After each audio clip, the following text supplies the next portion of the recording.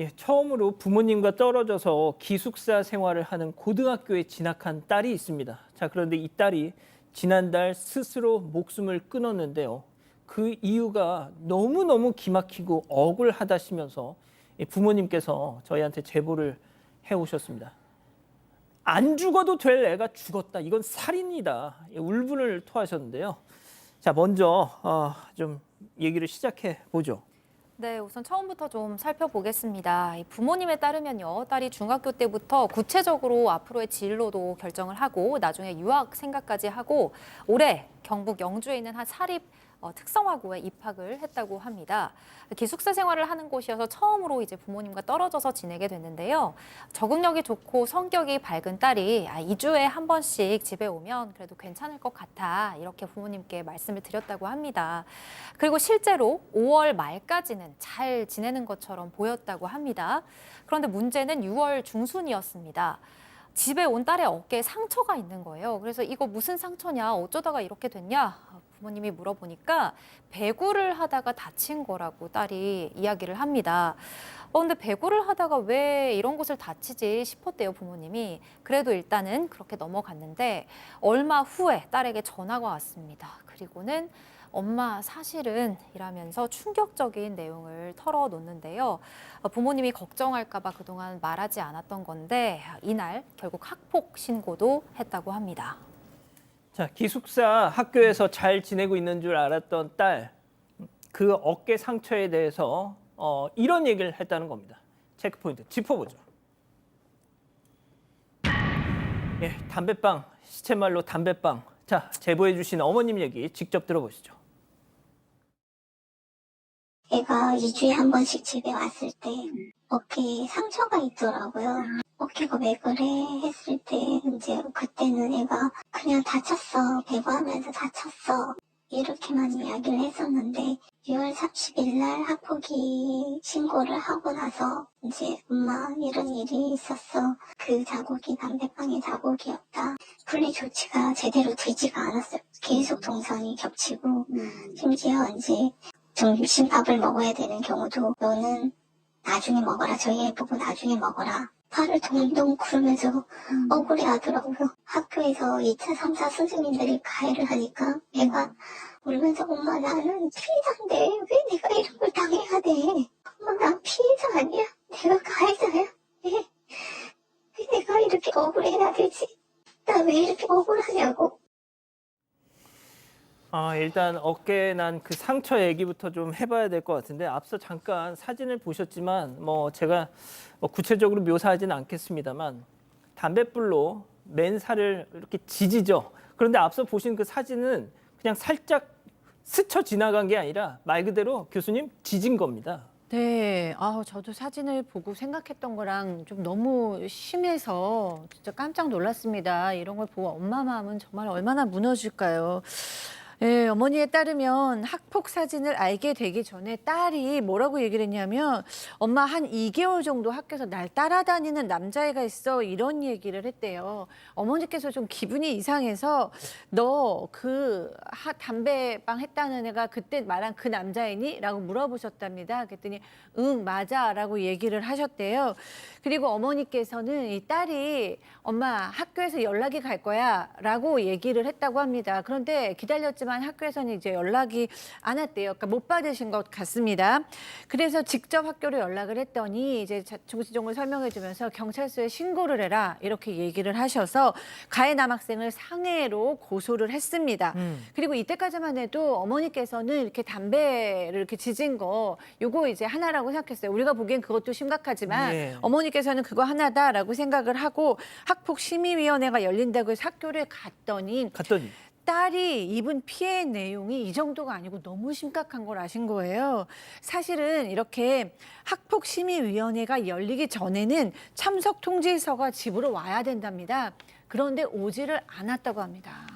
자, 딸은 엄마 아빠가 걱정할까 봐 제대로 어떤 피해를 입었는지 말하지 않았던 겁니다. 그리고 또 교육지원청에서 보냈다는 우편물이 무슨 이유에서인지 또 중간에 배달 사고가 났다는 거죠. 자, 그래서 자세한 내용을 학폭위에 가서야 아시게 됐다는 겁니다. 네, 그렇습니다. 일단 저 담배방이라는 것부터가 정말 어처구니 없는 일이긴 한데 그게 언제 일어났냐면 본격적인 사건이 일어나기 전에 지난해 5월 말 6월 말쯤에 사귀었다고 합니다. 근데 그때 이번 5월 말이고 6월 말이고 사귀었는데 이 남자친구라는 자가 자꾸 네 몸에 내 거라는 표식을 남기고 싶다라고 했다라는 겁니다. 어차피 너랑 사귈 거고 결혼까지 할 건데 그거 있어도 되지 않느냐라고 정말 뭐 어떻게 이런 발상을 했는지부터가 정말 이해가 안 가는데 그러면서 막 몸을 깨물었다라는 거예요. 근데 이 어린 여학생 있잖아요. 그 애정 표현인지 알고 안 된다고 하다가 나중에는 담배라도 끊으면 해줄게라고 했는데 그렇다고 진짜로 할 걸 상상도 못했던 거죠. 그런데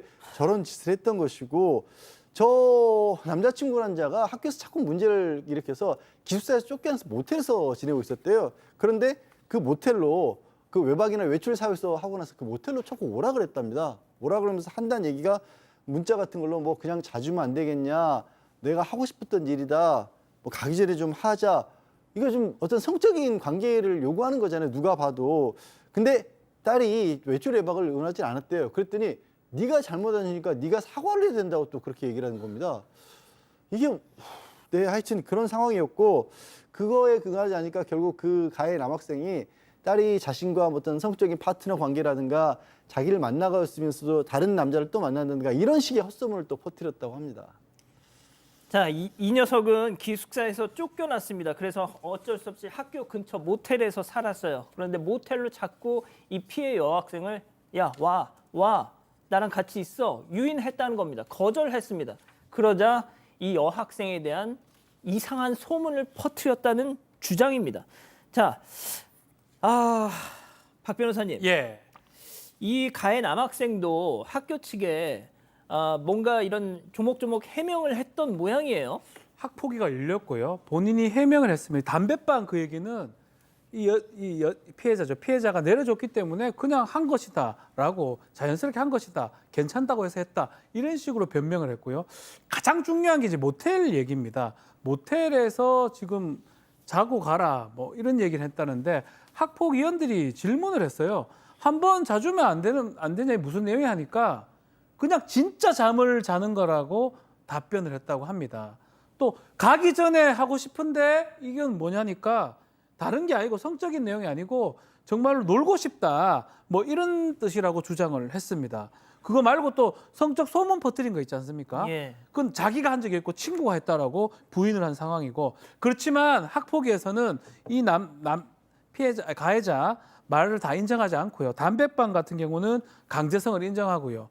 파트너 발언은 인정하지 않았는데 모텔 출입은 강요를 인정했습니다. 그래서 서면사가 출석정지 10일 또 특별교육 6시간에 내렸는데 제보자가 딸에게 이 내용을 전했습니다. 이 정도 징계가 떨어졌다 하니까 딸 입장에서는 너무 약한 거 아니냐라고 매우 실망했다고 합니다. 자, 서면 사과, 출석 정지 10일, 보복 행위 금지, 그리고 특별 교육 6시간. 이 내용을 어머니가 딸에게 전하자 너무 약한 거 아니냐. 자, 그런데요. 지금부터 드릴 말씀이 좀 가슴이 아픕니다. 그 학폭위 결과를 전해 들은 딸, 그 2주 뒤에 스스로 목숨을 끊었습니다. 이 죽음을 슬퍼할 겨를도 없이 부모님은 이 딸의 장례식장에 찾아온 딸의 친구들에게 더 기막힌 얘기를 듣습니다. 그 얘기도 들어보시죠. 제가 사귈 때 장점을 입고 하지 말라고 했으니까 데코더를 이사를 했는데 강제로 붙은 거예요. 나중에 그렇게 보였는데 제가 그거를 그냥 애들한테 전려고 싶다고 깠다 이렇게 벌레 소리 누구의 너 벌레랑 그러더니 애들이 그냥 그 소리 지르고 나올 수 있는 상황 아니었냐. 근데 피해자인데 어떻게 그래요. 이미 50분 빼줬는데 어떻게 그냥 나와요. 이 일은 어머니가 달리고 싶지 않다고 해가지고 출근을 하자. 너만 마음 먹으면 말해라. 시간을 도와주겠다. 시기를 했는데 제발 그렇게 안타깝게 하는 사람은 제일 처벌해주면 좋겠어요. 나 이거 마음이 너무 아프고 너무 미안하고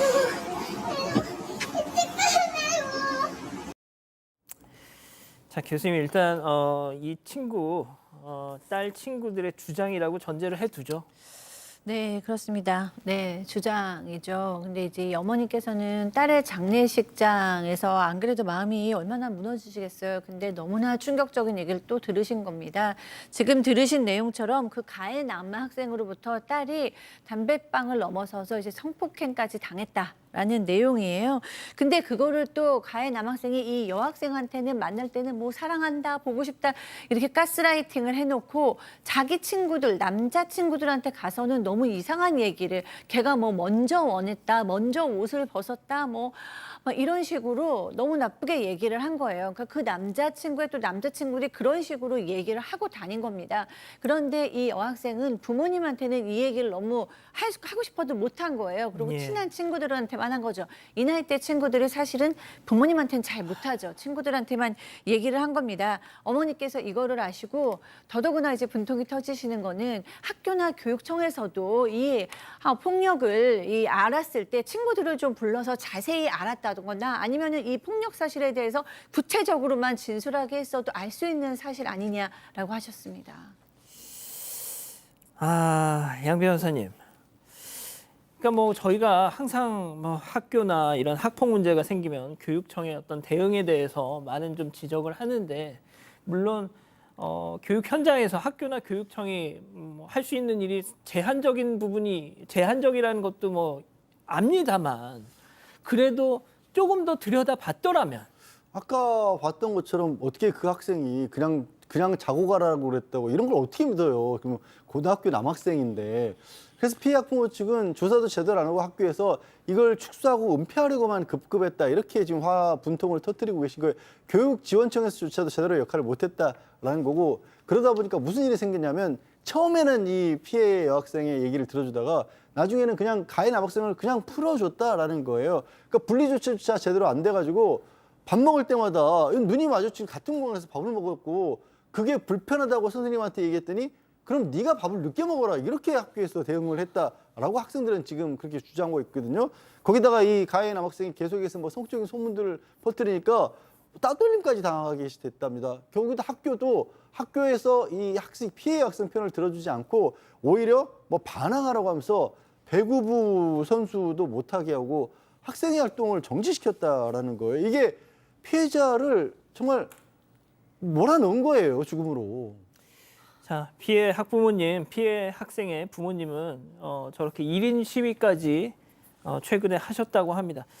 자, 일단 박 변호사님, 예. 그 해당 학교 그리고 또 교육지원청에서는 뭐라고 하나요? 자, 학교 관계자는 학폭이 있었던 건 인정을 합니다. 다만 학폭하고 이 사망 간의 연관관계, 인과관계가 있는지 그 부분은 단언하기 어렵다라고 얘기를 하고 결과가 만약에 나와서 문제가 있다면 책임을 지겠다, 어떤 조치를 취하겠다라고 밝힌 상황입니다.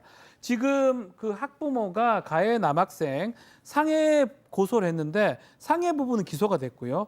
성폭행, 추가 성폭행 부분 이거는 영장을 신청해서 검찰 단계에 있는 것으로 안다고 하고 있습니다. 또 이거 말고도 학교 측도 잘못한 게 많죠. 뭔가 직무유기 측면이 있습니다. 이 부분도 고소를 했고요. 수사가 진행 중입니다. 경찰 관계자는 일단은 성폭행 부분 확인하는데 이제 피해자가 사망했기 때문에 그 부분 쉽지는 않겠지만 끝까지 추적을 해보겠다고 밝힌 상황입니다. 일단 학교 측은 조직적으로 은폐 축소하고 있다는 주장은 사실이 아니다 이렇게 부인하고 있습니다.